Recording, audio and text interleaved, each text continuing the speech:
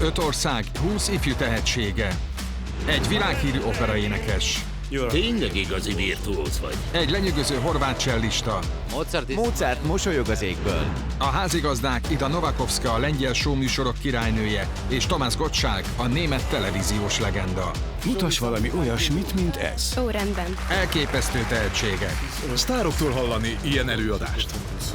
Szórakoztató, Csúszás. Csatlakoztatok a társcsapatodhoz? meglepő és megható pillanatok. Szörnyű érzés, amikor dönteni kell. Ez a Virtuózok Visegrádi 4+. Magyarország, Szlovákia, Csehország és Lengyelország mellett az idén Horvátország legjobbjai mutatkoznak be. 2 elődöntőben országonként 2 gyermek lép a világsztárokkal tarkított nemzetközi zsűri elé. Ők döntik el, kik lesznek azok, akik a világ legnagyobb koncerttermeiben léphetnek fel a szupersztárokkal, és kik azok, akik a bruttó 10 000 eurós fődíjat a zenei tanulmányaikra költhetik. A tehetség határtalan. Ők lesznek a klasszikus zene jövője. Tényleg hihetetlen művész vagy. Kezdődjék az első elődöntő.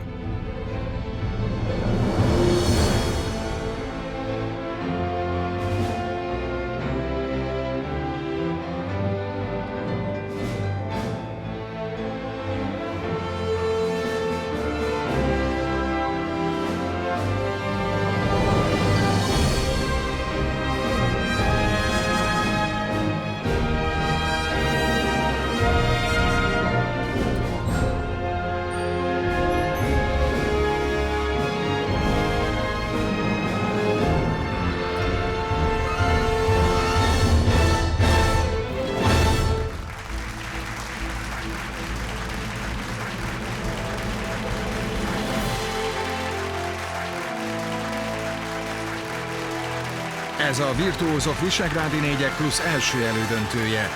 A színpadon a 2 házigazda, Ida Novakovska és Tamás Gottschalk. Jó estét! Jó estét. Egy év telt el a legutóbbi évadunk óta, amely önöknek hála nagy siker volt. Mert úgy tűnik, mindenki imádja a fiatal, komoly zenei tehetségeket, és persze mindazt az izgalmat, amit a színpadon bemutatunk. Mai adásunkban sem lesz ez másként. Ez a Virtuózok Visegrádi 4+. Már nagyon vártam, hogy újra itt legyünk, Tomás. És nagy örömmel köszöntök mindenkit, különösen önöket, a nézőinket az 5 visegrádi országban. Nézőink Magyarországon, Csehországban, Szlovákiában, Lengyelországban és Horvátországban egy időben láthatják a műsort. Ida, jó újra látni téged. Én is örülök, hogy látlak, Tomás.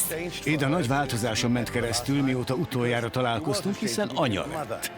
Ez bizony igaz, amikor tavaly itt jártam, már várandós voltam. És nagyon örülök, hogy a kisfiam már akkor is hallgathatta ezt a gyönyörű zenét. És egyébként most is itt van velem.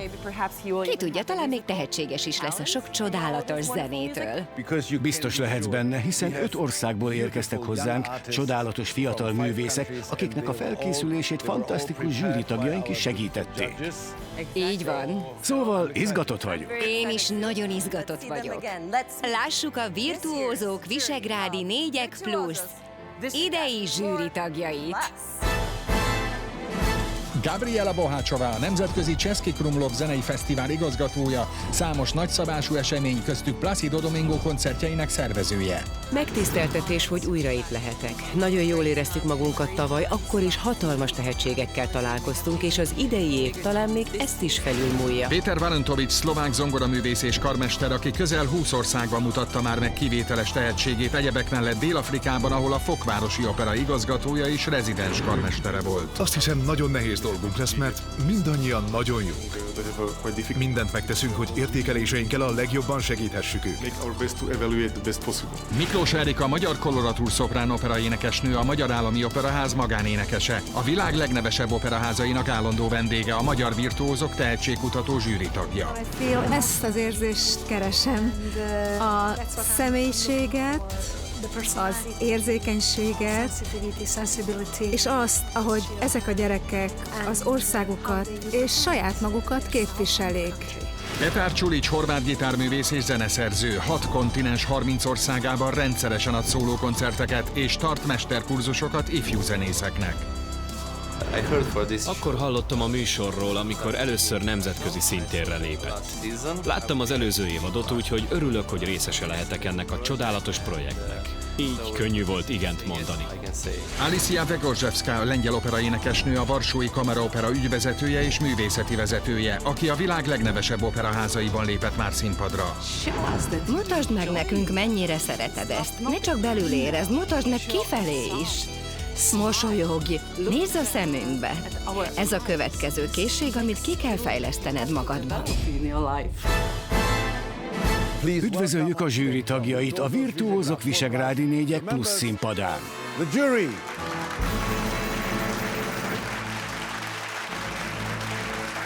A zsűri tagjai döntik el, hogy országukból mely versenyzők jutnak be a döntőbe, és ők döntenek a verseny végső győzteséről is. És akárcsak tavaly, segítségükre lesz a szuper zsűritag, aki nem más, mint a világ egyik leghíresebb opera énekese.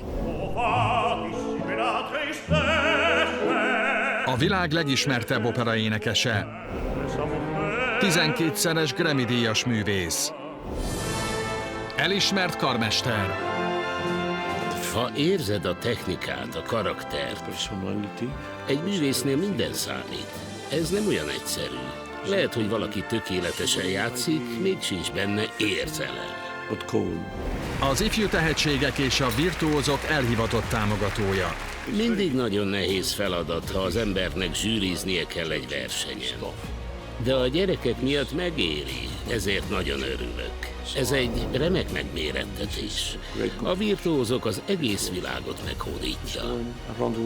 A 2021-es Virtuózok Visegrádi Négyek Plusz döntőjének szuperzsűrie Placido Domingo. Hölgyeim és uraim, Placido Domingo! Üdvözöllek a műsorban! Jó estét! Örülök, hogy ismét találkozunk. Placido, örülök, hogy itt vagy velünk ma este.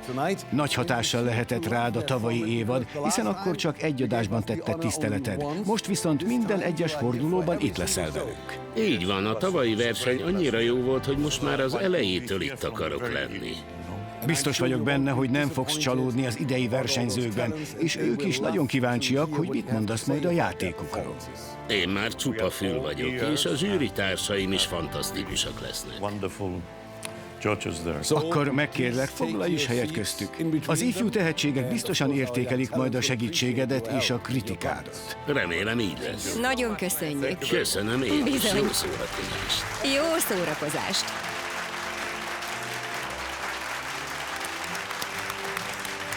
Akárcsak tavaly, a gyerekek a zene nyelvén fognak beszélni, és ebben a budafoki Dohnányi zenekar kiváló zenészei segítik őket. Hollerung Gábor vezetésével. Gábor Hollerung.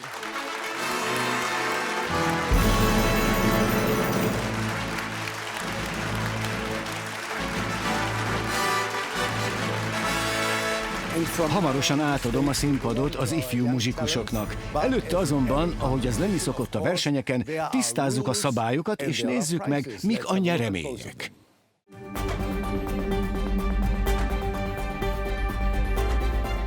A Virtuózok Visegrádi Négyek Plusz idei évadában 2 elődöntőben mind az 5 országból 2 versenyző mutatkozik be. Az elődöntőkből országonként egy ifjú tehetség kerül a döntőbe, ahol így az 5 ország legjobb 2 versenyzője lép színpadra.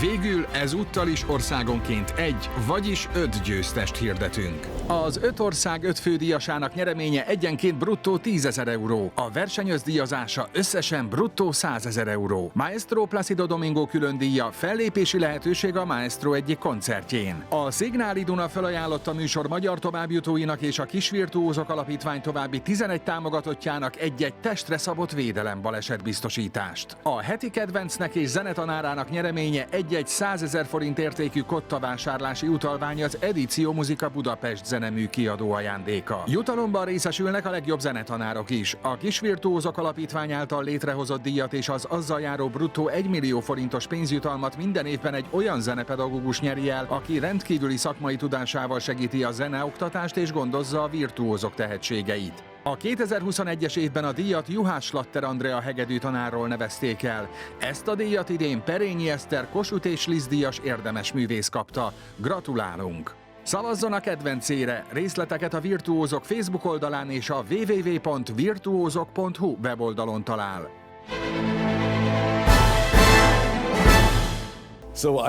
Én egyedül maradtam a színpadon, hiszen ide a színfalak mögött várja a versenyzőket. Most pedig hadd mutassam be azokat a nemzetközi szaktekintélyeket, akik idén mentorként segítették a gyerekek felkészülését. K.L. Norbert, magyar zongorista és zeneszerző. Bravo! Nagyon-nagyon szép volt. Gyönyörű a koncepció, nagyon jól tudsz játszani az idővel. A zenészek új generációja erős és bátor. Ők fogják életben tartani és továbbvinni a komoly zenét, ez pedig nagyszerű dolog. Próbálok segíteni nekik, hogy nyitottak legyenek, hogy sikerrel mutassák be a darabjaikat, és hogy a lehető legjobban tudjanak muzsikálni. Plácido Domingo Jr., spanyol énekes, zeneszerző. Csodálatos. Mit gondolsz? Segít a kezed a dinamika és a tartomány tekintetében? Igen, azt hiszem. A zene alapvetően a hangjegyekből áll, de az számít, hogy hogyan adod elő ezeket a hangjegyeket, és hogyan töltöd meg érzelemmel azokat a hangokat. 5 különböző ember előadásában ugyanaz a darab 5 féle teljesen különböző módon hangozhat. Szóval azt hiszem, leginkább arra fogok figyelni, hogy elmondjam a versenyzőknek, hogyan tehetik bele saját karakterüket minden egyes ütembe, mert maguk a hangjegyek ugyanazok. Elina Necsajeva, észt koloratúr szoprán énekesnő. Elképesztő tüdőd van. Remélem, hogy a színpadon is így fogsz tudni fújni, ahogyan most. Nagyon bátornak kell lenni ahhoz, hogy az ember elmenjen egy ilyen versenyre. Ez lenyűgöző, de tényleg. Megtiszteltetés számomra, hogy itt lehetek. Nagyon inspiráló ennyi csodálatos fiatal tehetséget látni egy helyen. Micsoda szenvedély és virtuozitás. Eugene Cohn, amerikai karmester. Annyira gyönyörű a vibrátó a felhangokkal. Imádom, amikor ezt csinálod. Érdemes minél többet csinálni, hogy több érzelemmel tölts meg a kitartott hangokat. Gyönyörű. A zene számomra és a versenyzők számára nem is annyira a technikai képességekről szól, hanem inkább az üzenetről, amit ezek az igen tehetséges fiatalok közvetítenek a játékukkal, a szemükkel, a jelenlétükkel és a személyiségükkel. Edmond Fokker, holland hegedűművész. Remek! Nagyon fontos, hogy itt eleget várj. A zenekar nehezen fog tudni követni téged ennél a résznél. Ezek a gyerekek rendkívül tehetségesek, egészen kivételesek. Mivel magam is hegedűművész vagyok, tudom, hogy a tehetség talán 10%-ban számít. A többi 90% kemény munka, nagyon kemény munka. Sokat várok mindannyiuktól, és már most győztesek mindannyian. Igen!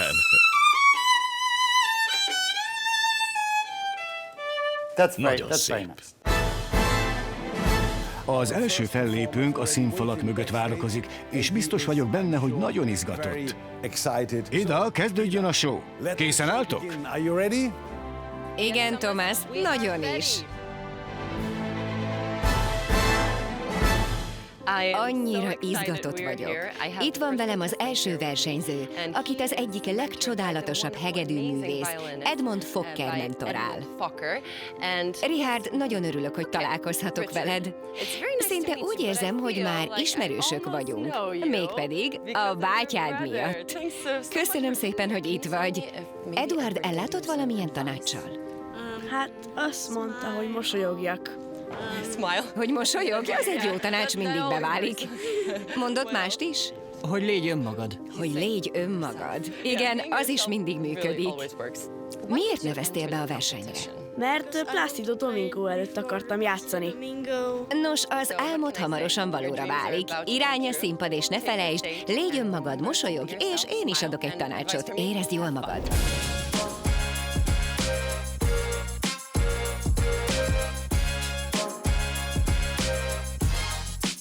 Sziasztok, Richard Kollert vagyok, 13 éves, Csehországból, Prágából jöttem, és hegedű játszom.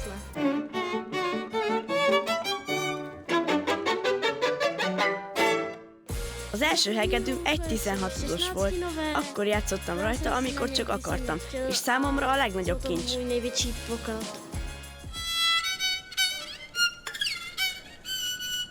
A bátyám Eduard Kollert játszott itt tavaly, nagyon élvezte, és ez engem is nagyon felvillanyozott. Én is ki akartam próbálni a versenyzést.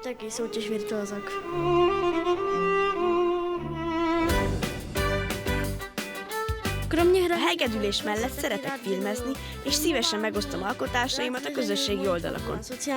Ez engem feldobott, és úgy döntöttem, hogy itt Budapesten is forgatni fogok. A takže jsem se rozhodl, že budu taky natáčet u Budapesti.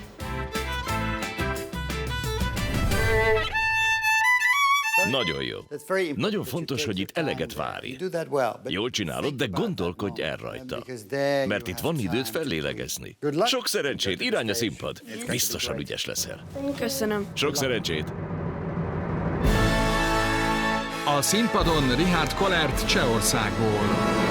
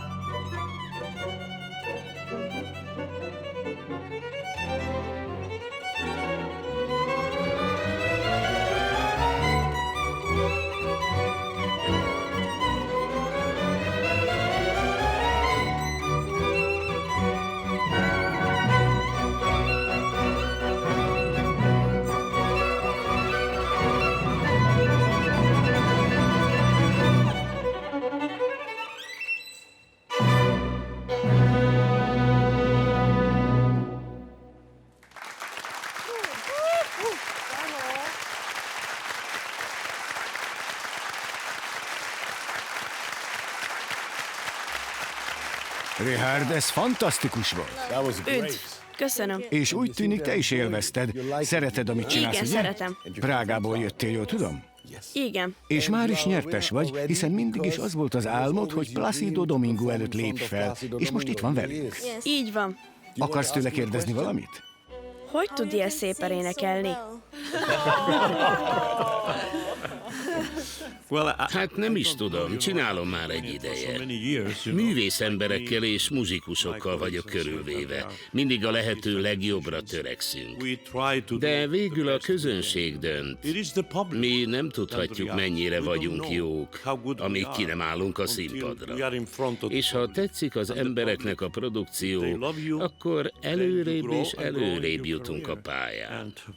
És hát a te korodban így játszani, te tényleg egy virtuóz vagy. Köszönöm. Richard, 13 éves vagy, és a zenetörténet valaha volt egyik legnagyobb virtuózának, Paganininek a darabját választottad. Elég bátor vagy, de fenomenális volt. Csodálatos művész vagy. Van benned valami, amit nem lehet tanulni, ha érted, mire gondolok. Ez az a bizonyos szikra. És ez vagy megvan az emberben, vagy nagyon nehéz lesz megtalálnia. Benned tényleg minden megvan, amivel egy művésznek rendelkeznie kell. Nagyon élveztük. Köszönöm. Én köszönöm. Csodálatos a személyiséged. A zenei karaktered. Olyan örömmel játszol, gratulálok, teljesen lenyűgözött a játékod. Nagyon szépen köszönöm. Egy álmod vált valóra, és ennek itt most tanúi lehettünk. Azt olvastam, hogy influencer akarsz lenni. Kívánom, hogy légy olyan hatással a kortársaidra a világ minden táján, hogy miattad elkezdjenek zenét tanulni. Köszönöm. Richard, mint influencert kérdezlek, miről lenne nehezebb lemondanod 2 hétre? A mobilodról vagy a hegedűdről? A hegedűről. Valóban? Ez nem mindennapi. Köszönjük, Richard. Nagyszerű produkció volt, köszönjük. Hihetetlen. Az is nagyon kifejező, ahogyan mosolyog, ahogy nevet. Nem csak az, ahogyan játszik. Tudatosan csinálja. Igen, Az a füligérő, meghökkentő mosoly. Zseniális. Bravo, Richard! Köszönöm. Ez egészen elképesztő volt. Köszönöm. Nagyon szép volt. És ahogy a zsűri is mondta, született művész vagy. Hogy érezted magad? Nagyon jól. Csodálatos volt. Tényleg? Második versenyzőnk Horvátországból érkezett hozzánk a gyönyörű Split városából. Lucia klarinéton játszik, és Eugene Kohn karmester mentorálja. Fogadják szeretettel Lucia Dujmovicsot. Lucia Dujmovics vagyok, 17 éves, Horvátországból, Splitből érkeztem, és klarinéton játszom.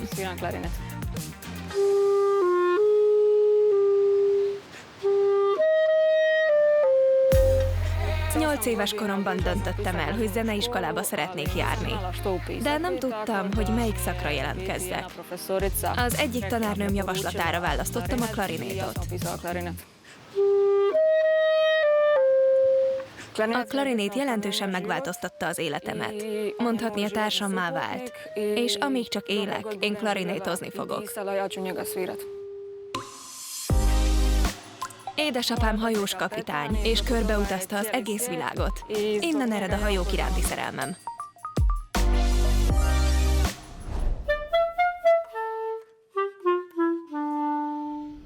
Játszd egy kicsit szabadabban a szinkópákat és az extra ritmusokat. Élvezd ki őket.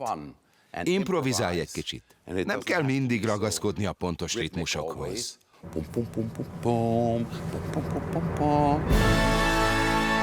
A színpadon Lucia Dujmovic Horvátországból.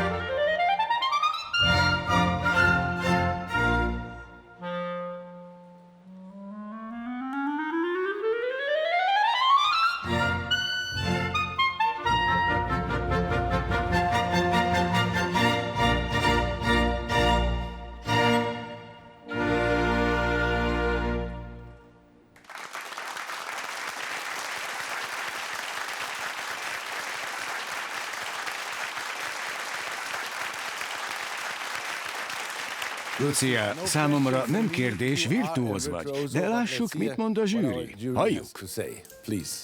Elképesztő volt. Meg kellett néznem a korodat, mert nem hittem el, hogy csak 17 éves vagy. Teljesen profi művésznek tűnsz. Nagyon virtuóz voltál, nagyon tudatosan és pontosan játszottál. Köszönöm. Bravo, Lucia.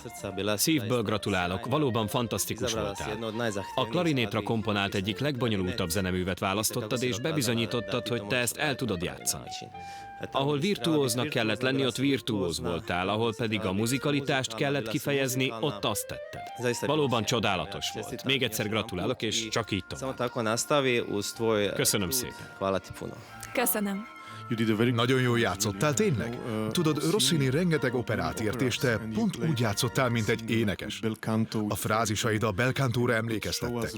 Szépen megmutattad az ellentétet a lassú tétel és a főtétel között, szóval szerintem nagyon jó darabot választottál. Nagyszerű művész vagy, egyedi karaktered van, és zseniális a technikád. Gratulálok. Lucia, kettőnk közül te vagy a művész. Szóval áruld el nekem, értik, amit csinálsz? Igazuk van? Számít egyáltalán, hogy mit mondanak? Igen. Köszönöm, ez megnyugtató.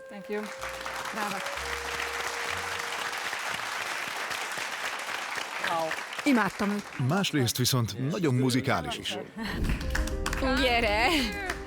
Csodálatosan játszottál, rendkívüli volt. Néztem a tanárodat, nagyon boldog volt, és úgy tűnt, hogy büszke rád, ugye?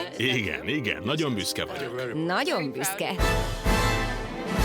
A következő versenyzőnk mindössze 3 éves volt, amikor beleszeretett egy kis játékharmonikába. 6 éves korában már saját darabot írt. A zene mellett pedig másik szenvedélye a foci.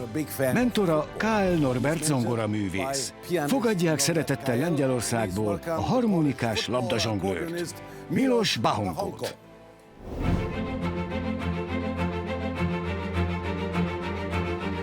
Sziasztok, a nevem Milos Bahonkó. Lublinból érkeztem hozzátok, és nagyon örülök, hogy részt vehetek a Virtuózok műsorában.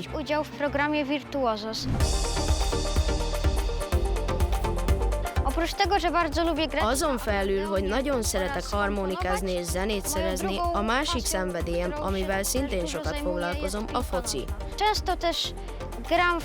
Apukámmal is sokat focizom, segít nekem ebben is, és a harmonikázásban is.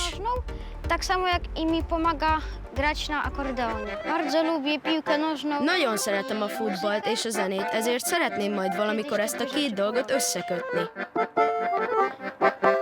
Ezért szeretnék majd egyszer megírni egy zeneművet, amit egy foci bajnokság megnyitóján adnak elő. Ez az egyik álmom.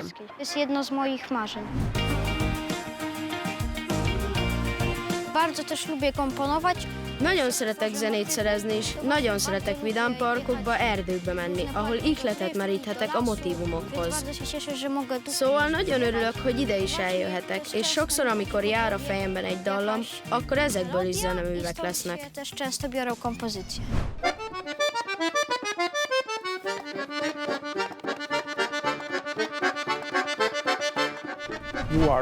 Nagyszerű zenész vagy, érett zenész. Bár fiatal vagy, ahogyan játszol, az már nagyon érett és gyönyörű. Sok szerencsét! A színpadon Milos Bahonkó Lengyelországból.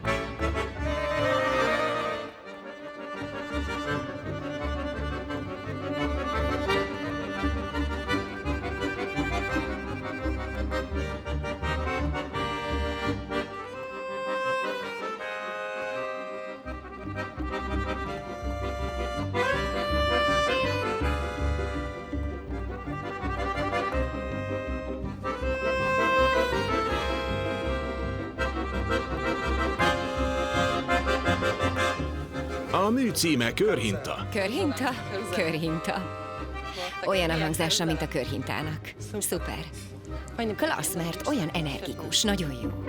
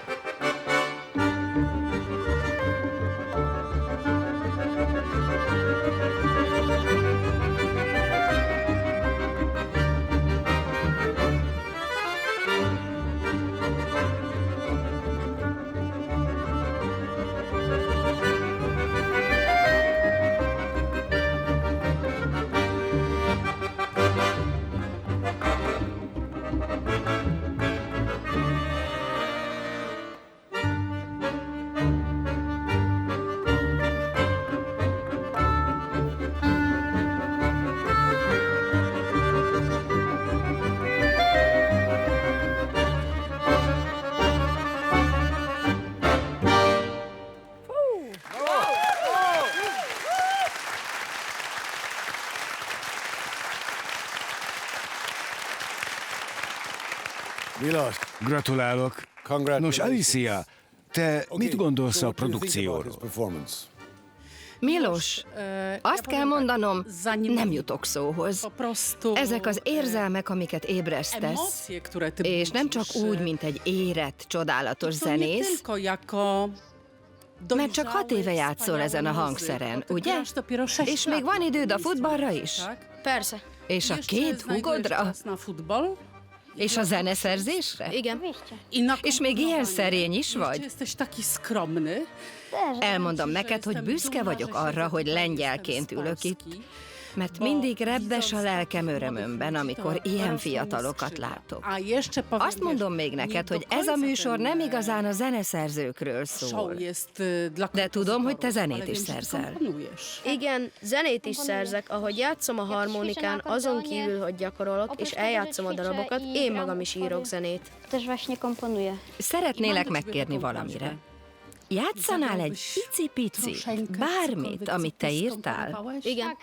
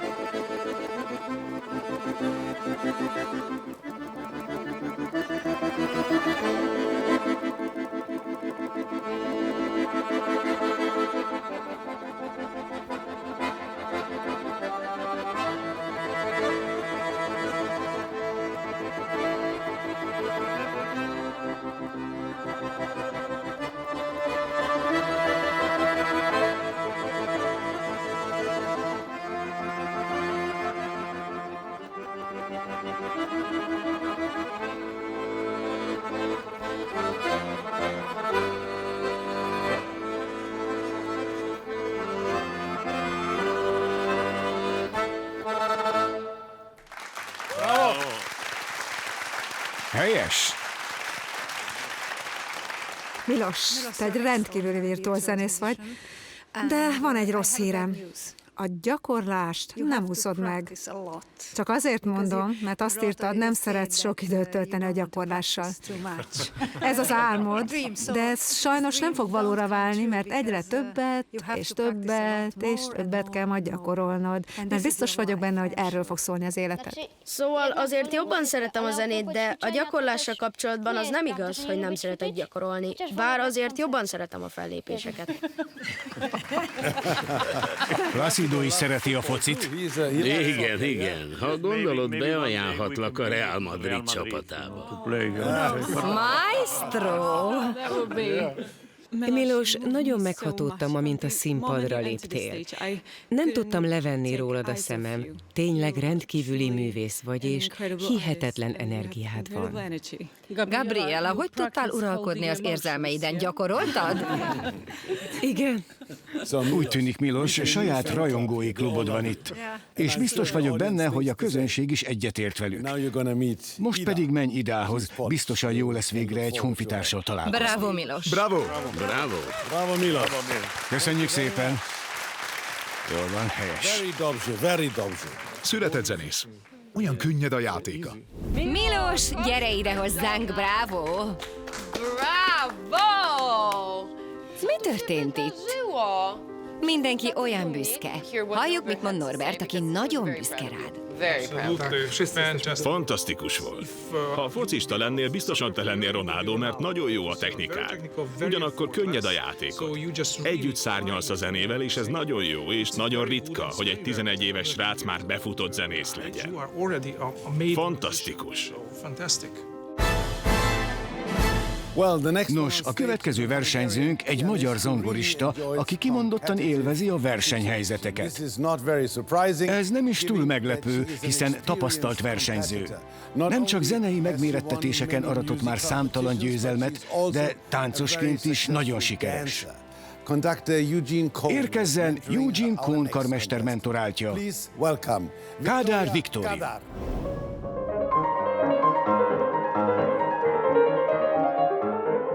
Kádár Viktória vagyok, 12 éves. Keszthelyről jöttem és zongorázom.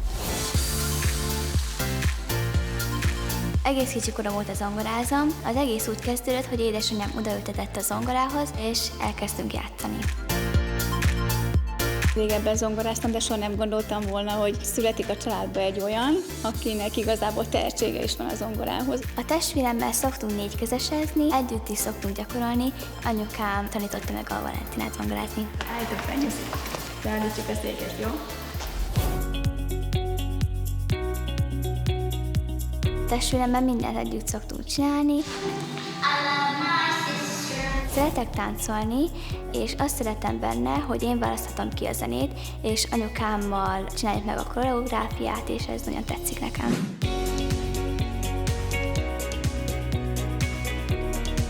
Tavaly már voltam itt a Virtuózokban, de tovább nem jutottam csak a castingig, és nagyon örülök, hogy most tovább jutottam az elődöntőig. Egy kicsit engedd el a fantáziádat. Kövesd a saját érzéseidet. Gondolj arra, amikor először játszottad a darabot, és érezd jól magad. Köszönöm. Sok szerencsét! A színpadon Kádár Viktória Magyarországról.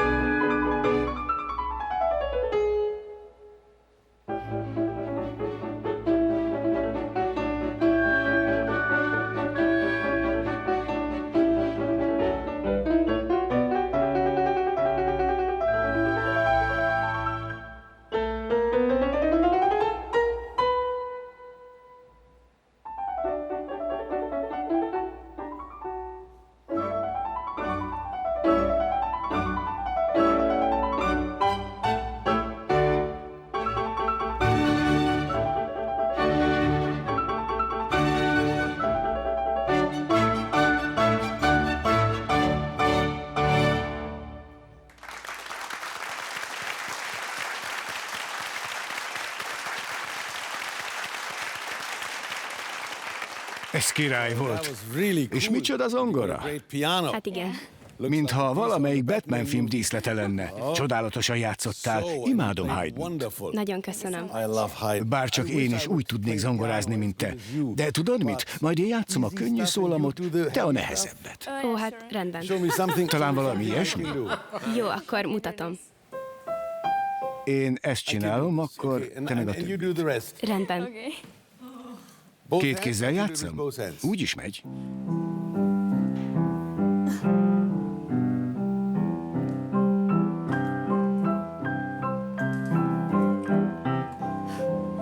Azt hiszem, én már biztosan ott leszek a következő fordulóban. Fantasztikus. De most hallgassuk meg a zsűrit. Drága Vikikém, hát természetesen beszél belőlem az elfogultság is. Hazahúz a szívem. Csodálatos volt a produkció, te is csodálatos vagy. Nagyon kedvellek, mert egy nagyon szerény, visszafogott személyiség vagy, miközben egy hatalmas erő munkálkodik benned. Köszönöm. Tudod, Victoria, Haydnt nem könnyű játszani, mert nagyon nehezen érthető a zenéje. De te igazán könnyeden játszottad. Ez nagyon nehéz már, mint olyan egyszerűnek hangzik, semmiségnek. Mégis olyan sok minden van benne. Ettől nehéz ez a stílus. Fantasztikus voltál, gratulálok, és minden jót kívánok neked. Tényleg. Már 12 évesen is nagyszerű zongorista vagy. Gratulálok a húgoddal elért sportsikerekhez is. Majd szívesen játszanék veled egy kis dvorzsákot. 4 kezest, mondjuk a szláv táncokat. Mi megtáncolhatnánk hozzá. Le vagyok nyűgözve. Úgy érzem, tanultam tőled valamit. Köszönöm szépen. Köszönöm. Nagyon tiszta a játéka. Nagyon tiszta, igen? Viktória, gyere ide! Ez csodálatos volt.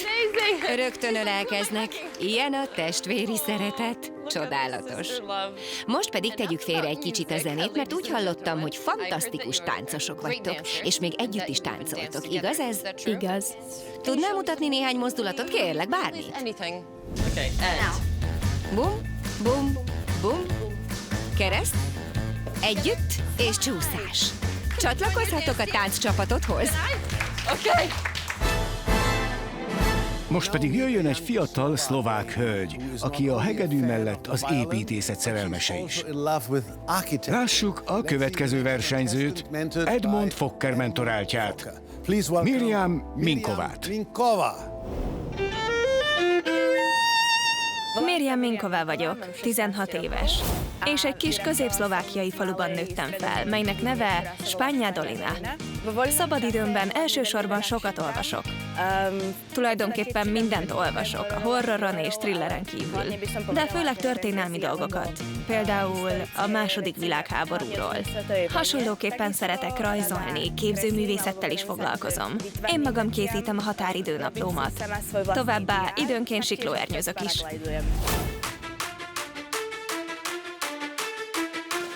Szia! Szia, Mirjam vagyok. Amikor a szélcsatornában repülsz, a testednek ebben az alaphelyzetben kell lennie. Az álladat felfelé kell tartanod, és a csípőd legyen a tested legalacsonyabb pontja. Ez biztosítja a stabilitást.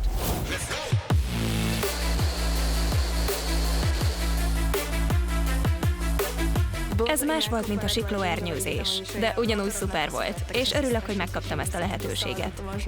Az anyukám nagyon támogat, eljár velem egy sor versenyre, koncertekre, és szinte mindenhová elkísér. Nehéz ezt egyszerűen elmondani. Milyen érzés az, amikor nézem, hogy Mirjam egy ilyen versenyen vesz részt. Mert az ember azon gondolkodik, hogy nemrég született csak, és most meg ott áll egyedül. Megpróbálnád egy kicsit több vibrátóval? Mindig gondolja vibrátóra, azt mindenki hallja. Kicsit túlozd el itt. A színpadon Mirjam Minková Szlovákiából.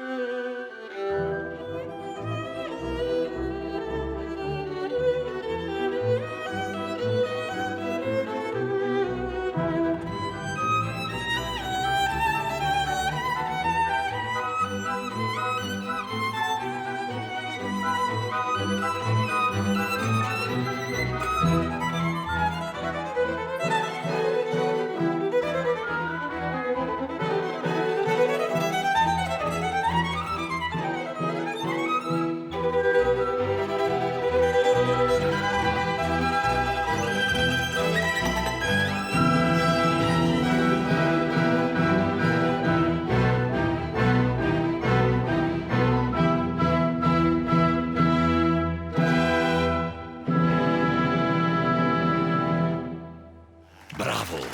Bravo!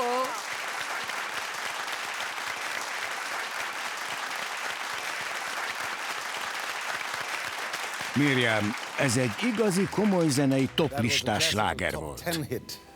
Bizony az Így volt. van. Melyik a jobb választás egy versenyző számára? Ha valami nagyon ismert darabot választ, vagy ha egy teljesen ismeretlen darabot játszik? Szerintem ez mindig attól függ, hogyan játsza. Részemről rendben volt. Halljuk tehát a zsűrit. Nagyon szépen játszottál, Miriam. Bravo! Fantasztikus érettséggel rendelkezel. Mondhatnám, pontosan tudod, mit akarsz.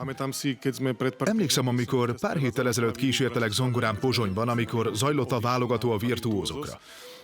Smetana egyik darabját játszottuk, az valami csodálatos volt, amikor azt próbáltuk. Én nagyon jól emlékszem arra, hogyan gyakoroltunk, és valóban jó volt veled együtt dolgozni. Ott láttam, hogy óriási érzékkel játszod a frázisaidat, rengeteg zeneiséggel, egyszerűen már nagyon érett előadó vagy. Csodálatos volt, nagyon örülök. Köszönöm. Köszönöm. Miriam, nagyon érettnek találom az előadásmódot. Van egyfajta egyedi stílusod, és minden egyes hangodat elhittem. Köszönöm. Nagyon szépen játszottál. Köszönöm. Rengeteg energiával és korodat meghazudtoló profizmussal. Gratulálok. Nagyon köszönöm. Sajnálom, hogy nem kaptam több kritikát, mert mindig szuper dolog hallani mások véleményét a darabomról. Vagyis egy kicsit csalódott vagyok, hogy ezt nem kaptam meg. Másrésztről viszont nagyon kedves szavakat kaptam. Mindenért hálás vagyok. Gratulálok! Csodálatos volt. Ahogy említetted is, nekünk hegedűművészeknek manapság CD minőséget kell produkálnunk. Ettől olyan nehéz a dolgunk. Ráadásul mindenki ismeri a Mendelssohn hegedű versenyt. Egyébként van egy másik is, 2 is van, de ezt ismeri mindenki. Mindenki ismeri, mindenki dúdolja magában, és mindenki figyel téged, hogy hogyan játszod az első ütemeket. Nagyon szép volt. Libabőrös lettem. Én is. Annyira szép volt. Mi nagyon jól érezzük magunkat itt, de úgy látom, hogy vendégünk van. Hova tűntél? Tomás? Elmentél és vissza se néztél hozzám. Amint látod, nagyon jó társaságom van, persze téged is imádlak, de ez azért mégsem ugyanaz. Láttad innen az előadásokat? Nagyszerűek voltak. Természetesen. Nagyon kíváncsi vagyok, hogy fog dönteni a zsűri, mert én csak szuperlatívuszokban tudnék nyilatkozni. Egyik versenyző jobb volt, mint a másik. Éppen ezért nagyon örülök, hogy nem mi ülünk a zsűriben. Én is örülök, de a zongora tudásomat én is megmutattam. A trillájumon még van mit csiszolni. Ne szerénykedj, egész jó volt. Azért azt a trillát oda tetted. Hamarosan folytatjuk a muzsikálást, de most néhány percre elbúcsúzunk nézőinktől, mert a műsor első része hivatalosan lezárult. 5 csodálatos versenyzőt láthattunk. 5 csodálatos versenyzőt. Nem tudom, hogy fogjuk ezt felülmúlni, de megpróbáljuk. Na igen. Eddig nagyon jól éreztük magunkat, és a szünet után folytatjuk. Így van. Hamarosan visszatérünk. Addig ne felejtsék meglátogatni honlapunkat és Facebook oldalunkat, ahol további információkat találhatnak a műsorról és a versenyzőkről.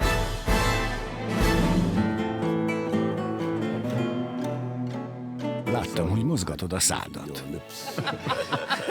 Megértem, miért esett beléd a barátnőd.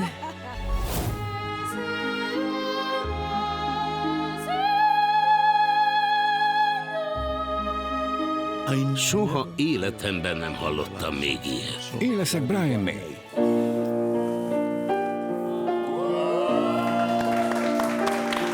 Lehetnél profi énekes. Tényleg gyönyörű hangod van. Egyszerűen nem lehet ilyen gyorsan játszani. Nem is értem.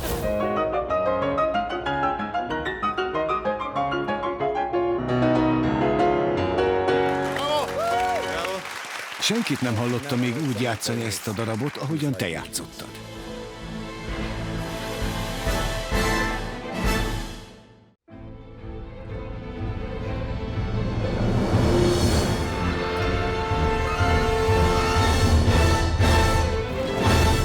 Jó estét! Ismét itt vagyunk a Virtuózok Visegrádi 4 Plusz első elődöntőjével. Egy dolgot már most biztosan állíthatunk versenyzőinkről. Ők a klasszikus zene jövője. Ez így van. Végre itt az idő, hogy folytassuk a mai műsort. Már láttunk egy-egy versenyzőt minden országból. Azaz Csehországból, Szlovákiából, Horvátországból, Magyarországról és Lengyelországból is. Most pedig a következő 5 ifjú tehetséggel folytatjuk. Így van. Továbbra is itt van velünk a fantasztikus 5 tagú zsűri, és persze a szuper zsűri tag Maestro Placido Domingo. Ők fogják értékelni a gyerekek produkciót. A verseny tehát folytatódik, és hamarosan egy igazi úriemberrel találkozhatunk, aki zenés családban nőtt fel. Minden családtagja zenész, sőt, még a barátnője is. A fiatal klasszikus gitárművészt Placido Domingo Jr. zeneszerző mentorálja. Köszöntsétek Olá Vilmost!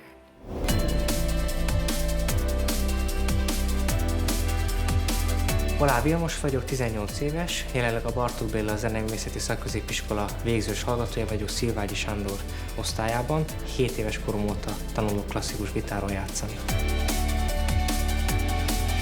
Barátnőmmel Klaudiával a Konziban ismerkedtem meg, hallottam már róla, és hallottam a Konziban is, hogy milyen jól énekel, és hát megragadtam az alkalmat, hogy együtt is zenéljünk.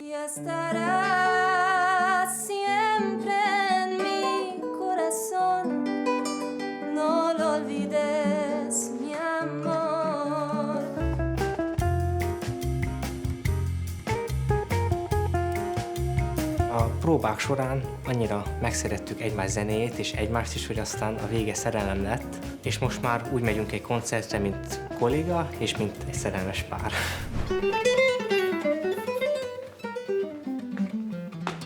Jó napot, Vilmos, hogy vagy? Jól vagyok, köszönöm.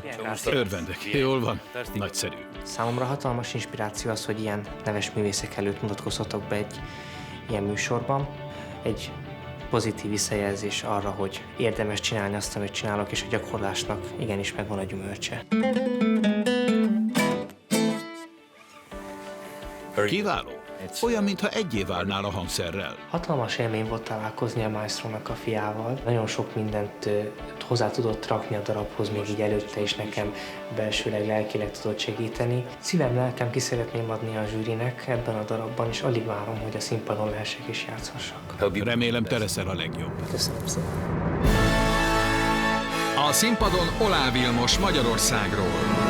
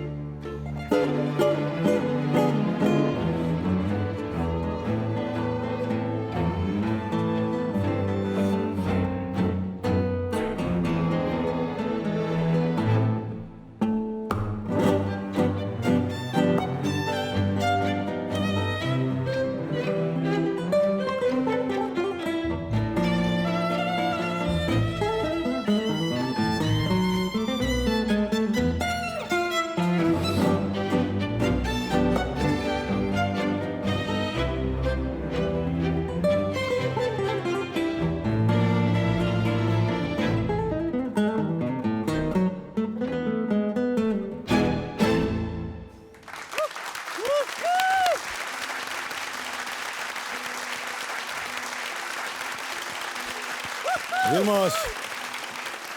Gratulálok, nekem úgy tűnt, hogy erre születtél. Köszönöm szépen.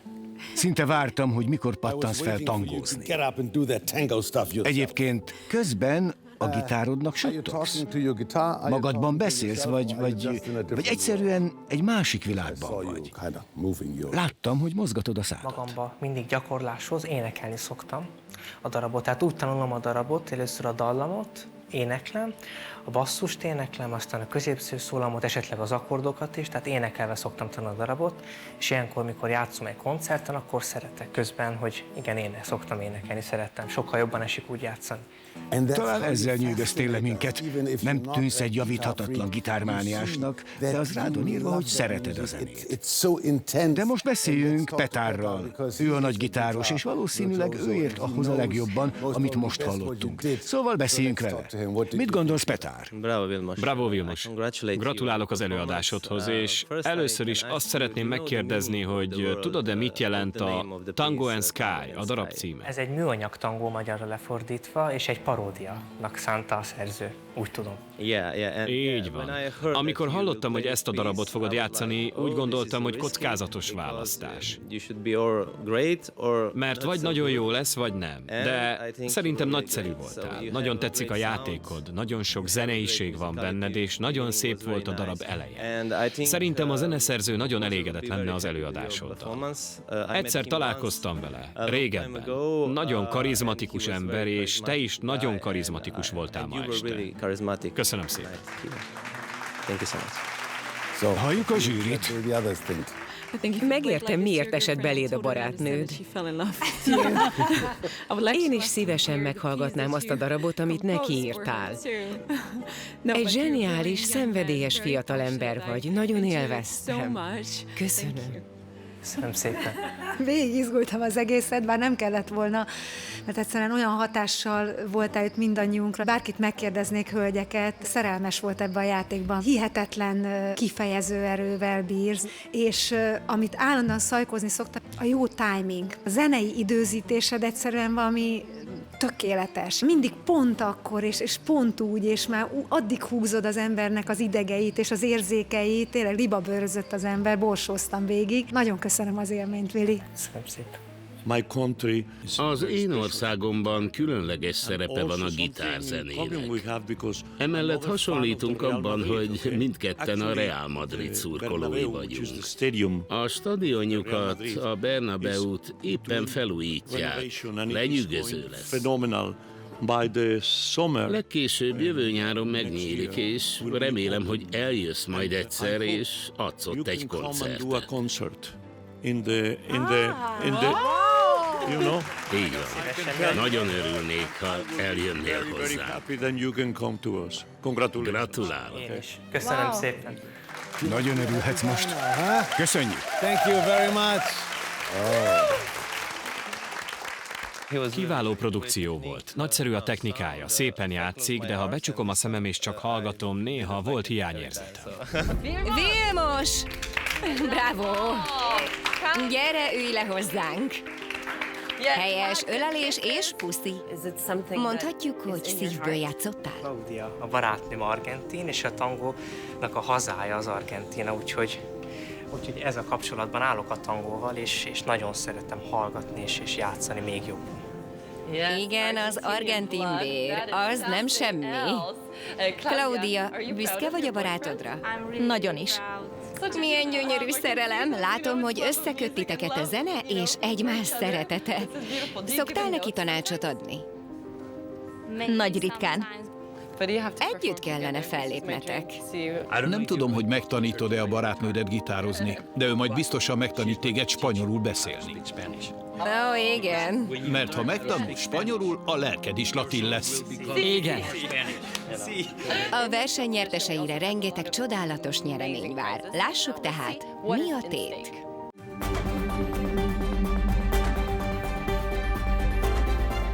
A Virtuózok Visegrádi 4+ idei évadában 2 elődöntőben mind az 5 országból 2 versenyző mutatkozik be. Az elődöntőkből országonként egy ifjú tehetség kerül a döntőbe, ahol így az 5 ország legjobb 2 versenyzője lép színpadra.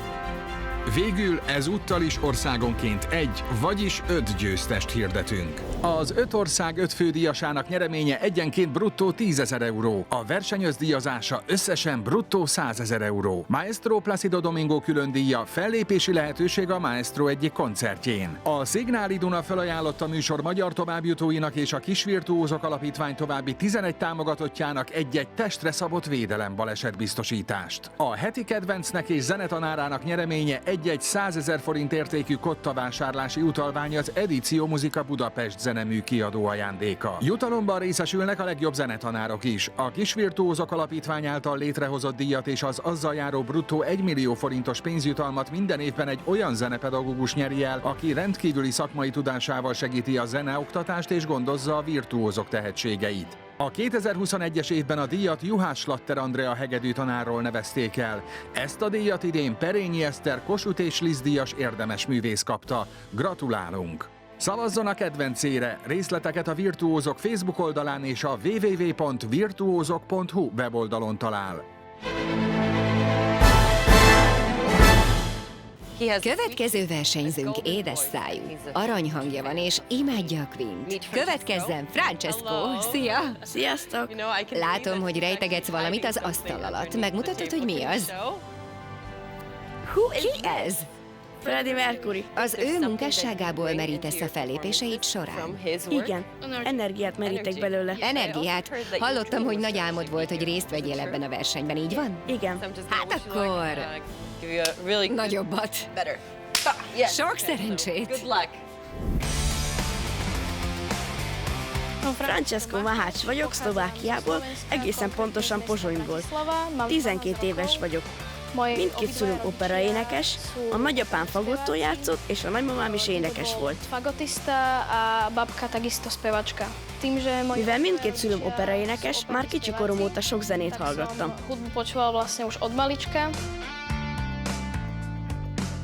Az énekesi karrieremnek, ha mondhatjuk így, szerintem még csak a kezdetén vagyok, mivel még gyerek vagyok, és még nem mutáltam. Vagyis még nincs olyan állapotban a hangom, amilyenben majd pár év múlva lesz. Tehát most még szoprán vagyok, azaz magas a hangom, mivel rövidebbek a hangszálaim.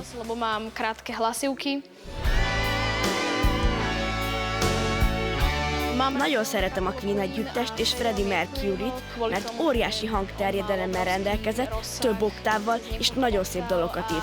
Szuper szövegekkel. Dobrý deň. Jó napot!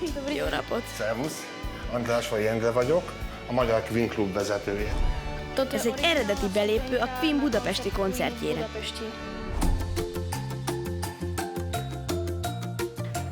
Mint minden gyerek, én is szeretem az édességeket, így a csokoládét is.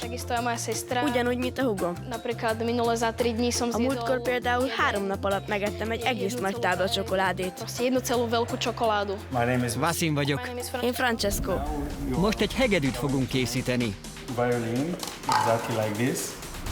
Vonalról vonalra haladj.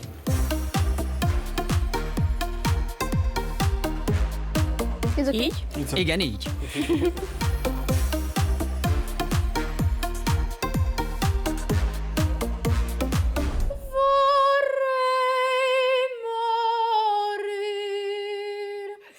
Gondolj arra, hogy ha olyan szépen elénekled, mint most nekem, akkor bemehetsz a városba, és megehetsz egy csomó csokoládét. Jól hangzik? A színpadon Francesco Mahács Szlovákiából.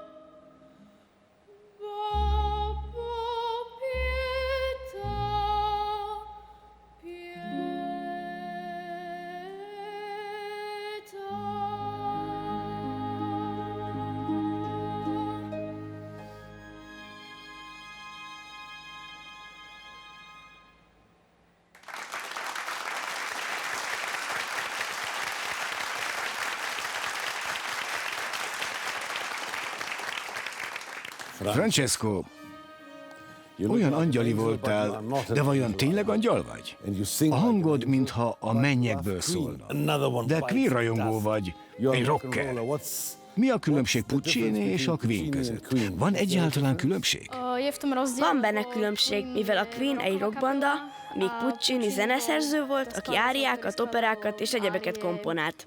Van tehát különbség. Jól van, Francesco, beszéljünk Placidóval, mert láttam őt a Gianni Schicchiben. Nagyot alakított.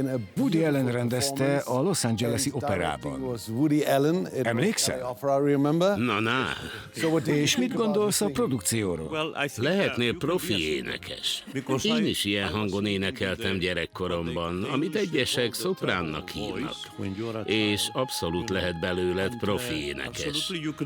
A Gianni Schicchi áriája egy nagyon nehéz darab. Az ászhangok miatt. Egyszerűen túl sok van belőlük. Ha valaki ezt akarja énekelni, érdemes egy fél vagy egy egész hanggal lejjebb lenni. De nagyon tetszett az előadásod. Hallhattuk, milyen az, amikor egy kisfiú hangja éppen elkezd férfi hangá válni. Ez mindig így kell, hogy legyen? Mi a tapasztalatod? Nem feltétlenül, de akár még jobb is lehet utána. Amikor én voltam 12 éves, ugyanebben a hangfekvésben énekeltem, mint Francesco, és már akkor elkezdett változni a hangom. Gyerekkoromban sokkal szebben énekeltem, most már kevésbé. Érdekes.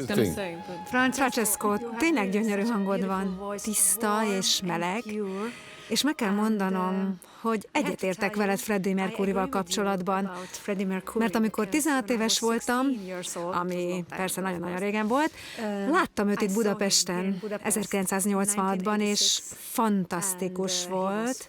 Soha nem fogom elfelejteni őt, ahogy téged sem. Elénekelnél egy részletet a Bohém Rhapsodiából? Vagy van kedved énekelni? Mamma mia, let me go. Én leszek Brian May. Használhatom a zongorát? Hát persze. Igen! Persze. Kölcsön kell kérnem a székedet. Elnézést. Elnézést. Inkább ő lesz Brian May.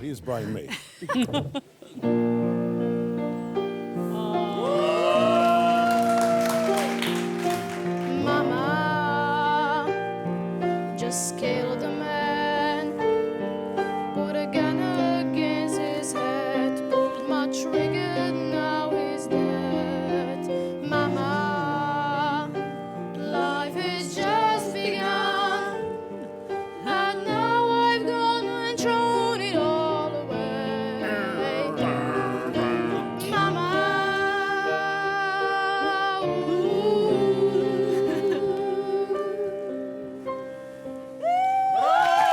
Köszönjük! Uram, itt a széke. Köszönöm, gratulálok. Ügyes fiú vagy. Köszönjük szépen. Érdekes. Zongorázik és énekel is. Ez szép. Igen. Az, hogy kórusban énekel, jó tapasztalat lesz a jövőre nézve. Bravo!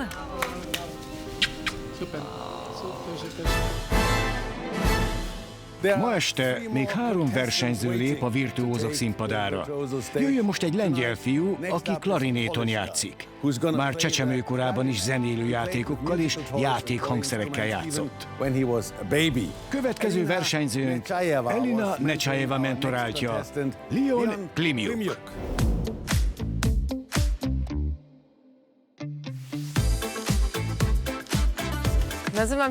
Leon Klimiuknak hívnak, Varsóba jöttem. 13 éves vagyok, klarinéton játszom. Nagyon szeretek kirándulni, szeretem a természetet. A természetben megnyugszom, és átgondolom a különböző nehéz helyzeteket. Nagyon jól tudom itt érezni magam, mert csend van és nyugalom.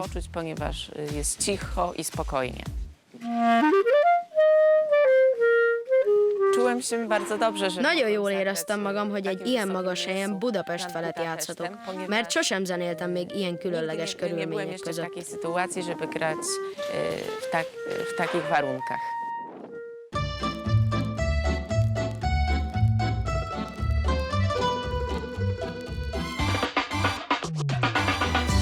Nagyon szeretem az olasz konyhát, főleg a pizzát, a spagettit és a risottót.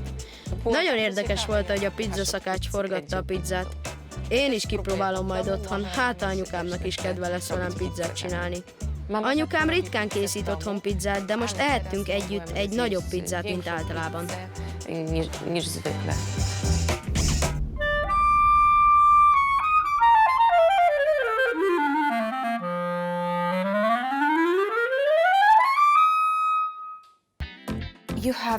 Elképesztő tüdőd van. Remélem, hogy a színpadon is úgy fogsz fújni, ahogyan most. Hajrá! Érezd jól magad a színpadon, és csillogtasd meg minden virtuozitásodat. Sok szerencsét!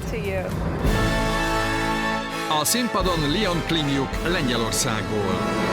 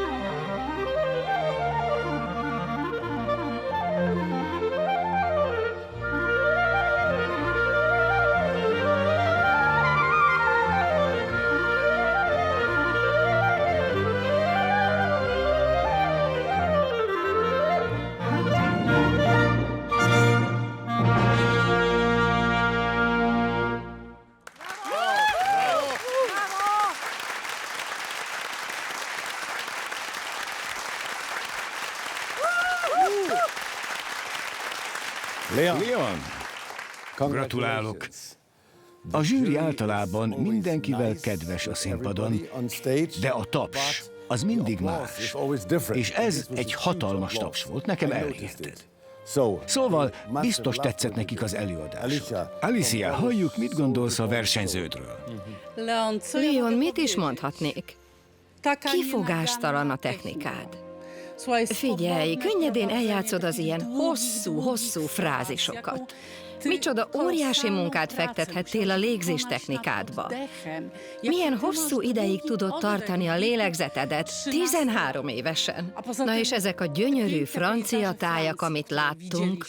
A muzikalitásoddal lefestetted ezt a tájat, amit Cahuzac megkomponált a művében. Szóval azt mondom neked, nagyon büszke vagyok rád. Köszönöm.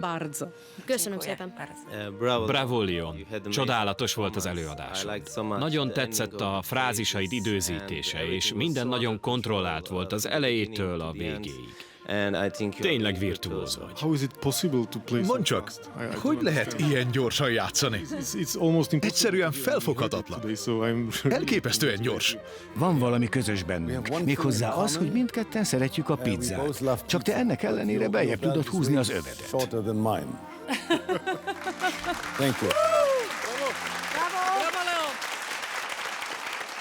Nehéz döntés. Igen, nagyon nehéz, hiszen annyi szép produkciót hallottunk ma, és Igen. most választanunk kell. Ez benne a nehéz. Leon, gyere! Állj ide anyukád mellé, bravo! Gratulálok, de tényleg. Hogy érzed magad? Nagyon jól, meglepett, hogy ilyen nagy tapsot kaptam.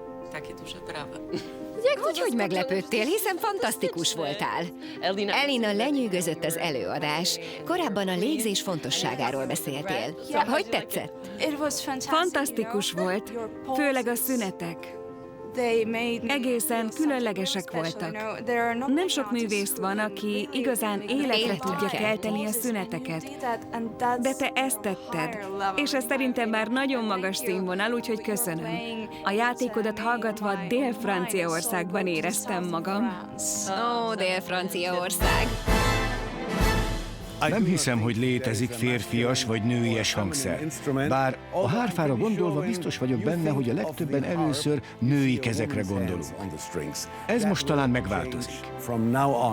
Következő versenyzőnk ifja Placido Domingo zeneszerző mentoráltja. Köszöntsék Martin Sadileket Csehországból.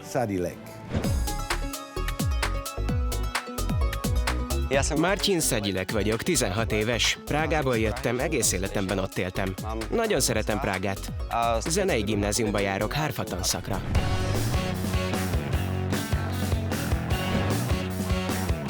Kiskoromban sok hobbim volt, de amikor gimnazista lettem, már nem maradt annyi időm. Fokozatosan hagytam el őket. Az egyedüli dolog, amivel minden nap foglalkozom, az a gördeszka. Azzal járok suliba. Sok időt megspórol nekem, így vagy tovább alhatok, vagy még gyakorolhatok egy kicsit a hárfán. Budapest nagyváros, és nagyon örülök, hogy elhoztam magammal a gördeszkámat, mert új helyeket tudok így felfedezni. Gyorsabban eljuthatok a közeli parkba, kicsit kifújhatom a gőzt, és megint felkészülhetek a gyakorlásra. Připravit se zase na cvičení.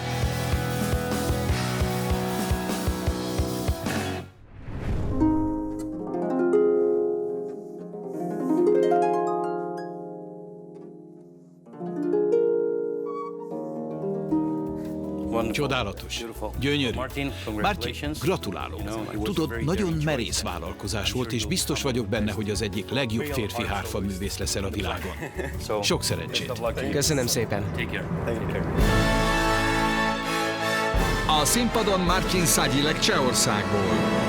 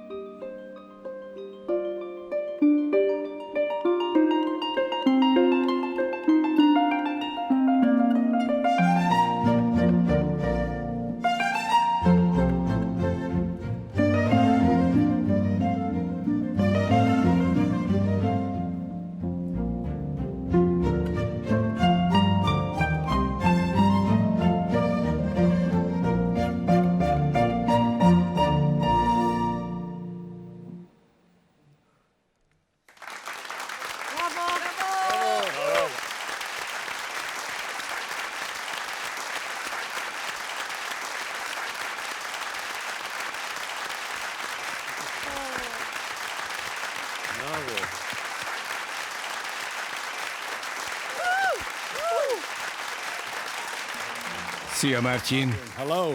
Üdv! Mikor döntöttél úgy, hogy hárfázni kezdesz? 8 éves voltam, mikor hárfázni kezdtem. Nem emlékszem pontosan. A hárfa nagyon megragadott az alakjával és a gyönyörűségével. És szerintem a hangszerek királynője. És én úgy döntöttem, hogy szakítok azzal a sztereotípiával, hogy csak nők lehetnek hárfajátékosok. Az tényleg nagyon fontos, hogy elszakadjunk a sztereotípiáktól. Ezért is gratulálok. Handel pedig az egyik nagy kedvencem. Én imádom, és talán mindenki más is. Nekem azzal kell kezdenem, Martin, mennyire örülök annak, amit ma mutattál nekünk. Rettenetesen büszke vagyok. Nagyon élveztem, hatalmas muzikalitással rendelkezel, óriási, dinamikus tartományt vagy képes bejárni. Annak is örülök, mert az utóbbi években ezzel a hangszerrel főleg nőket látunk, hogy te most nézők milliói szeme láttára törted össze ezt a sztereotípiát. Nagyon-nagyon gratulálok. Köszönöm. Arra akarlak kérni, mivel tudom, hogy énekelsz is, énekelj nekünk valamit. Rendben. Persze, érdekes dallam, de a szövege nem túl érdekes. Ez inkább olyan gyermekmondóka.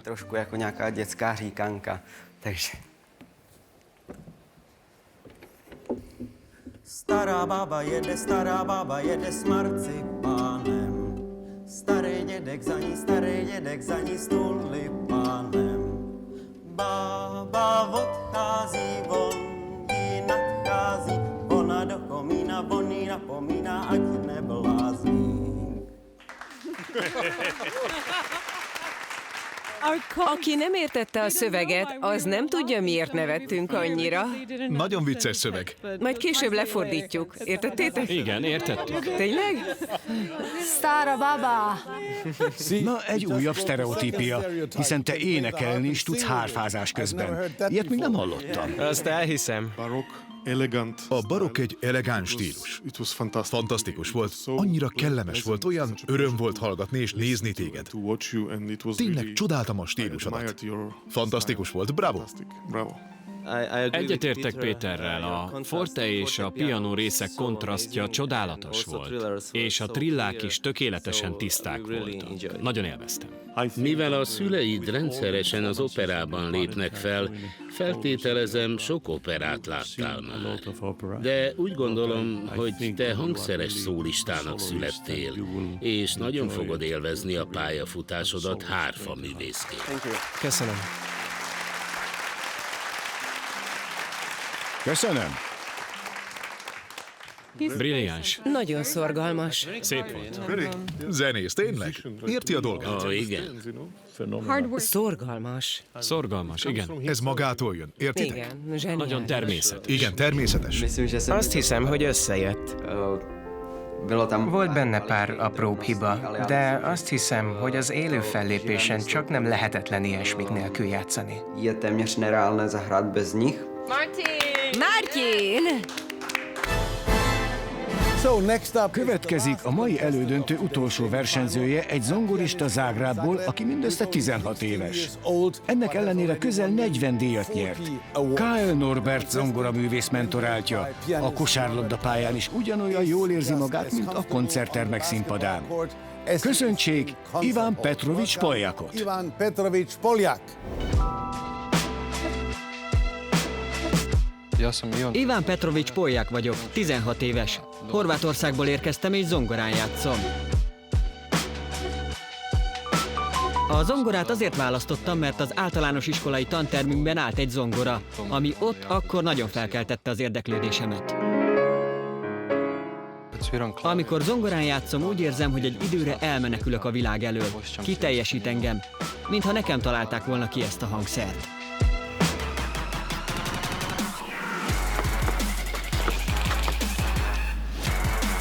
Már másfél éve kosárlabdázom, ami úgy kezdődött, hogy a barátaimmal sokat jártam le a pályára, ahol ők edzettek, és elkezdtem érdeklődni ez iránt, a sport iránt.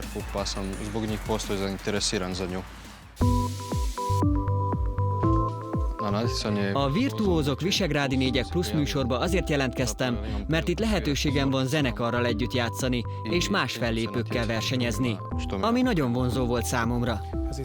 A kezdés.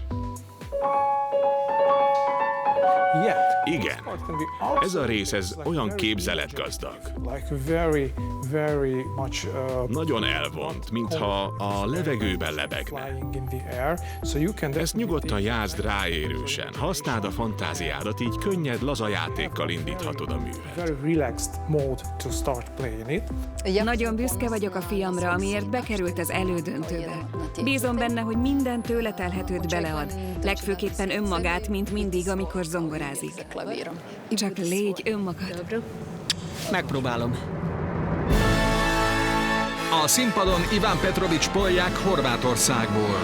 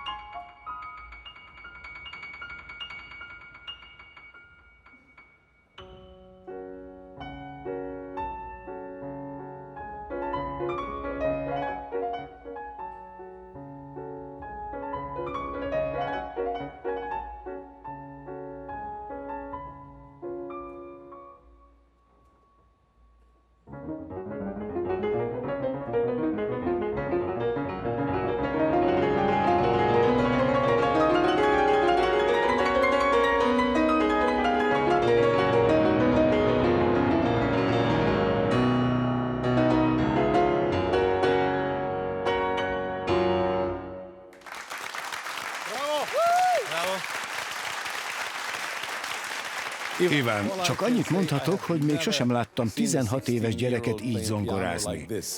De kérdezzük meg a zsűrit, mert ők sok embert láttak már zongorázni, és van mihez viszonyítaniuk. Ki szeretné kezdeni? Iván, meg kell mondjam, sok tehetséget hallottunk ma, de amit te csináltál, az volt a kedvencem. Köszönöm. Iván, csak igazi sztároktól hallani ilyen előadást. Biztos vagyok benne, hogy a legnagyobb koncertszínpadok várnak rád. És te vagy az egyik legnagyobb tehetség, akit valaha láttam. Csodálatos volt, köszönöm. Amit csinálsz, az egyszerűen elképesztő. Tudod, az időzítés, a rubátó, a balkéz. Soha életemben nem hallottam még ilyen rendkívüli produkciót. Petár? Bravo, Iván, gratulálok. Csodálatos voltál, teljesen lenyűgöztél. A produkciót tekintve jó döntés volt magyar zeneszerző művét játszani, pontosabban a 19 rapszódia közül a legismertebbet. Valóban kiváló választás, tekintettel arra, hogy Budapesten vagyunk. Hihetetlen volt a produkciód, erőteljes, tele energiával, nagyon büszke vagyok rá. Gratulálok. Nagyon szépen köszönöm. Gratulálok. Már csak a te előadásod miatt is érdemes volt idejönnöm. Tényleg szívből köszönöm neked. Senkit nem hallottam még úgy játszani ezt a darabot, ahogy te játszottad. Köszönöm. Köszönöm szépen. Most pedig gyere, tarts velem. Megtiszteltetés számomra, hogy a színfalak mögé kísérhetlek.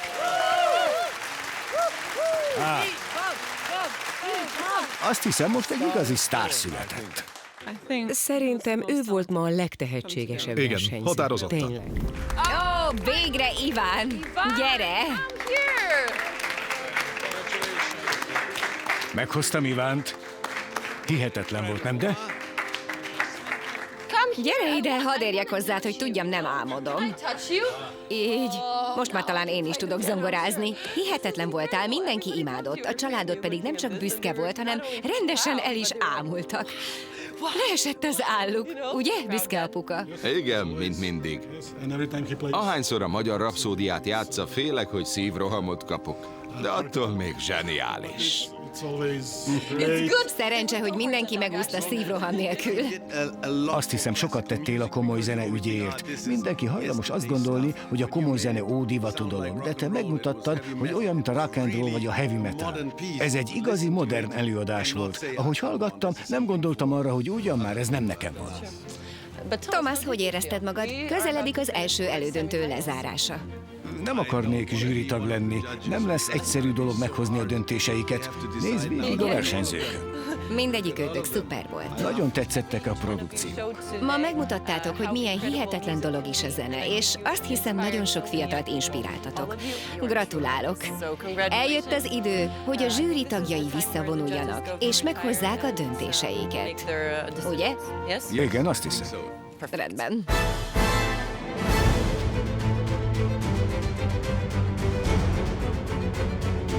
Nehéz dolgunk lesz idén is.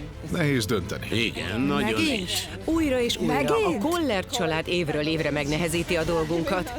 A zsűri minden tagja egyetértett abban, hogy mindannyian nagyszerűek voltak. És mindenki ugyanazt mondta, hogy nem szeretnének az én helyemben lenni. Akkor én is megosztom a dilemmáimat. Igen, igen. Igen? 13 éves. Mindketten csodálatosak voltak. Igen, nagyon is.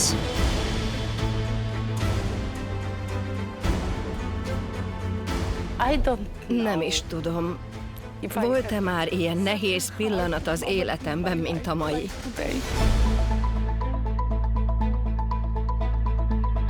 Mit gondolsz a szenvedélyről és a tisztaságról? Egyetértek. Mindkettőt szeretem. Mi a legfontosabb? A technikai képességek, a versenyző háttere, vagy a személyisége? Ezek együttesen. Igen, mindegyütt. Megszenvedjük a döntést. Szörnyű érzés. A szívem vérzik ilyenkor. Mit gondoltok a horvát versenyzőkről? Tavaly óta nem volt sok fellépésük a vírus miatt. Ez igaz. Néhány versenyző felfoghatatlanul jó volt. És a szlovákok? Mit gondoltok róluk? Ő az elején nagyon ideges volt. Nem érezte jól magát. Nem bizony. Megvitattuk a döntéseket, de néhányan így is azt kívántuk, bárcsak mindkét versenyzőnk tovább juthatna. Erika! Én ezt átérzem, mert nekem is nehéz körülmények között kellett boldogulnom, és pontosan tudom, mit jelent, ha kapsz egy esélyt. Nagyon magasan volt a színvonal. Maestro, neked kell kimondanod az utolsó szót, mert te vagy a szuperzsűri. Maestro, te vagy a szuperzsűri. Nemet mondok, ő jobban lenyűgözött. Ez a két lengyel fiú. Olyan büszke voltam rájuk. Hogy érzed? Teljesen kétségbe estem. Megérted. Tudom. És Gabika, te? Igen. A probléma az, hogy mindannyian azt mondjuk, hogy ő legyen. Ezt nem lehet megjátszani. Mi a döntésed? Dönts, Gabika! Mindketten nagyszerűek. Remélem, hogy a jövőben együtt tudunk velük dolgozni, és mindkettőjüknek adhatunk lehetőséget.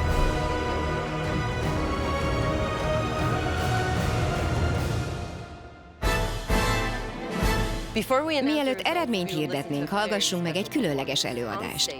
A színpadon a virtuózok győztese, Balázs Pirisoma, valamint a Kossuth és Liszt díjas zongoraművész, a Virtuózok Visegrádi 4+ magyarországi előválogatójának zsűri tagja, Bogányi Gergely.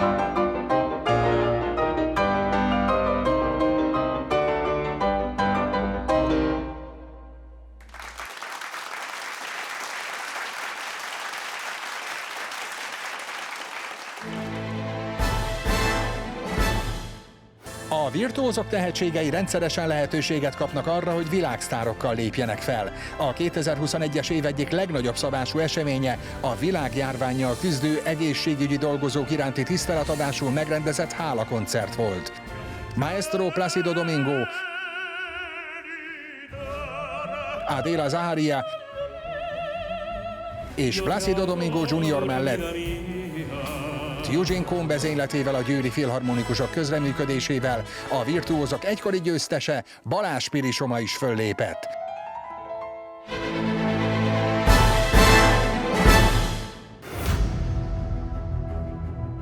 Köszöntsük a színpadon az első elődöntő főszereplőit.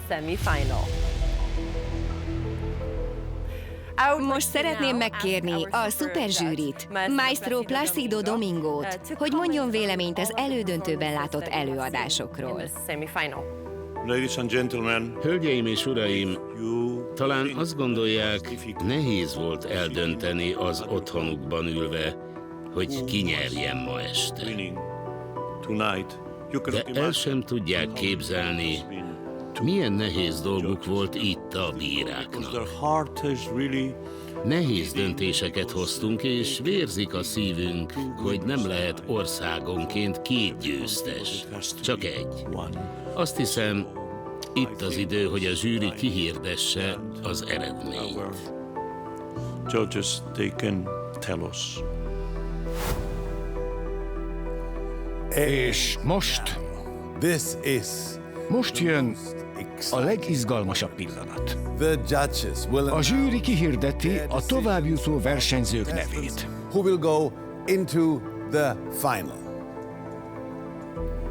Alicia, lássuk, hogy a 2 lengyel versenyző közül melyikük jut a döntőbe. Leon Milos. Nagyon-nagyon nehéz dolgom volt, és fáj a szívem. A mai az egyik legérzelmesebb és legnehezebb nap az életemben. Mindkettőtöket szeretlek. De csak az egyikőtök juthat a döntőbe. Nagyon érzékeny ember vagyok. Mégis azt hiszem, ennyire még semmi sem viselt meg. A versenyző, aki a döntőbe jut,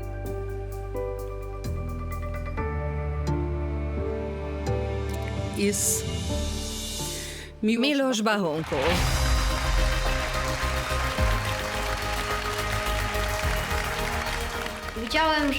Láttam, hogy Alicia néninek könnyes a szeme, és nagyon örültem, hogy a fellépésem így megrendítette. Leon, te is csodálatos voltál, nagyon köszönjük.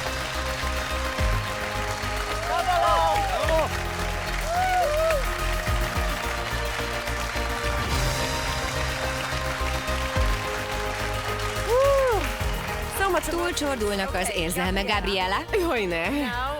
Halljuk, ki jut a döntőbe a 2 cseh versenyző közül. Nagyon-nagyon nehéz volt a mai nap, ezt túlzás nélkül állíthatom. Mindketten csodálatosak vagytok. Biztos vagyok benne, hogy hihetetlen karrier áll mindkettőtök előtt. De most döntenem kell. Sok érzelem kavarok bennem, de mindennél erősebben éreztem a saját felelősségemet. Tehát Maestro Domingóval hozott közös döntésünk alapján a továbbjutó versenyző Csehországból nem más, mint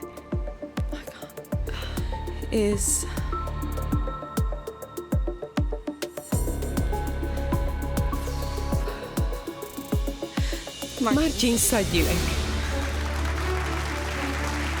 Gratulálok, Marcin!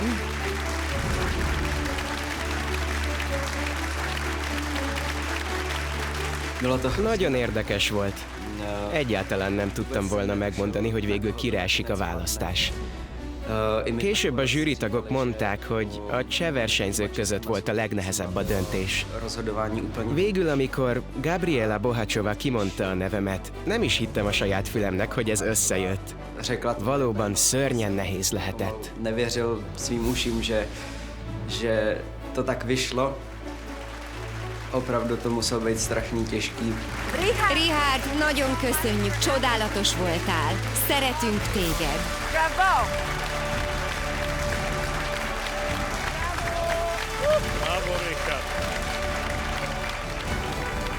Péter, most rajtad a sor. Légy bátor, légy férfi. Halljuk, hogy a 2 szlovák versenyző közül melyikük jut a döntőbe. Francesco és Miriam. Rátok nézek most ebben a döntő pillanatban, ami nagyon nehéz pillanat mindannyiunk számára. Miért nem juthattok tovább mindketten? This moment for every one of us.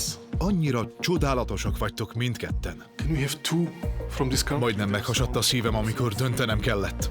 Heart bleeding decisions.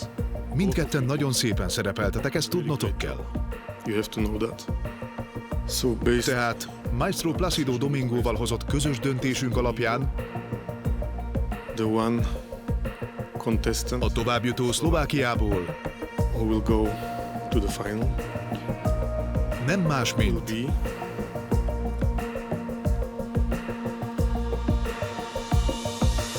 Mirjam Minkova. Mirjam, gratulálunk! Mielőtt Valentovics úr kimondta a nevemet, az volt a fejemben, hogy Francesco Mahács. Számomra ez nagyon váratlan volt. Valóban őszintén hittem azt, hogy ő fog nyerni. Nagyszerű voltál, köszönjük! Francesco!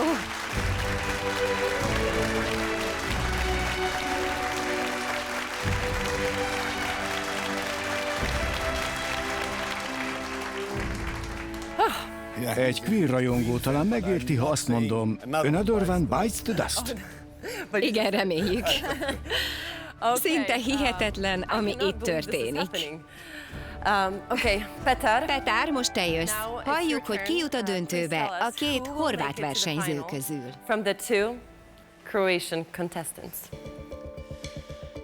Nos, ez egy nagyon nehéz pillanat számomra. Fontos, hogy kövessétek az álmaitokat, bármi is történjen ma este. Tehát, Maestro Placido Domingóval hozott közös döntésünk alapján a továbbjutó Horvátországból nem más, mint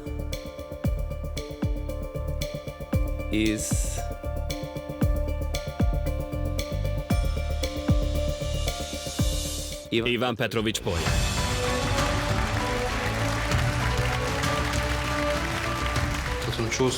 Amikor kimondták a nevemet, megkönnyebbültem, mintha egy kő esett volna le a szívemről, és óriási öröm járt át. Lucia, köszönjük a részvételt! Csodálatos voltál! Hamarosan találkozunk!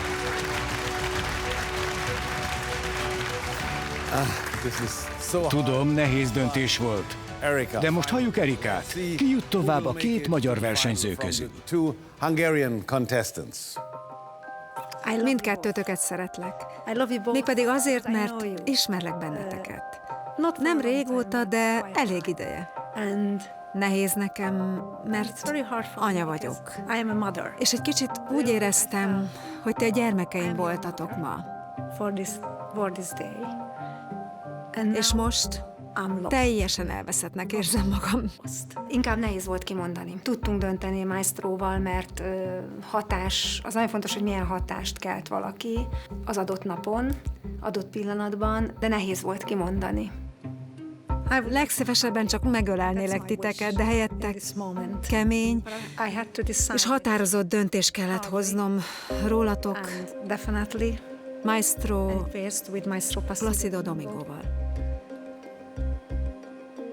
A döntésem pedig, aki Magyarországot a döntőben képviseli, nem más, mint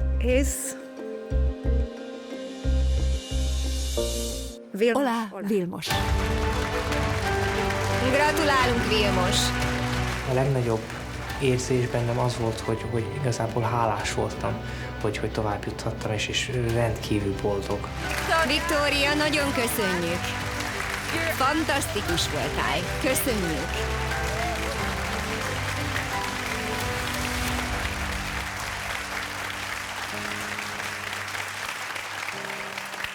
Hivatalosan is gratulálunk! Milos Bahonkónak Lengyelországból. Köszönjük!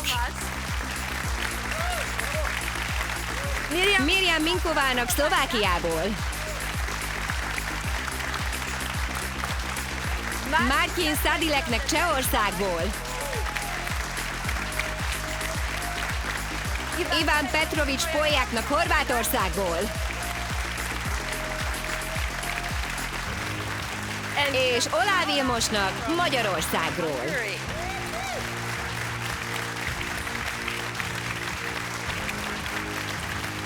Ti már biztosan ott lesztek a Virtuózok Visegrádi 4+ döntőjében.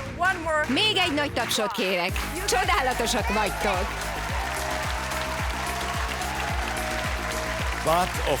Természetesen a verseny folytatódik a második elődöntőben, ahol további 10 versenyzővel találkozunk majd. Közülük pedig ismét 5-en jutnak majd a döntőbe. Így a verseny végén minden ország egy-egy végső győztest hirdet. Ne feledjék, a műsorral és a versenyzőkkel kapcsolatos további információkért keressék fel honlapunkat, vagy látogassák meg a Virtuózok Facebook oldalát. Remélem jövő héten találkozunk. Viszontlátásra!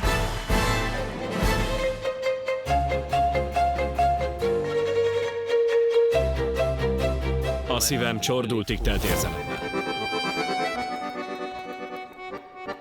Tele van energiával. Pontosan és fürgén játszik. Hány ilyen van összesen? 120. 120? Te jó ég. Ez az enyém?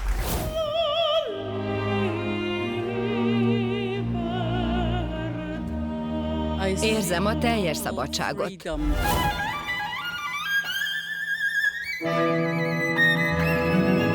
Elképesztő vagy. Jogázik és sétál a természetben. Úgy nézel ki, mint egy rock and roll sztár, de heavy metalt játszol.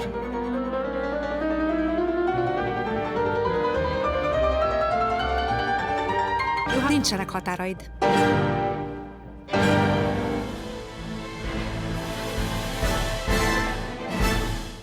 A Virtuózok hivatalos mobilitási partnere és a műsor támogatója a BMW. A műsor és a tehetségek támogatói.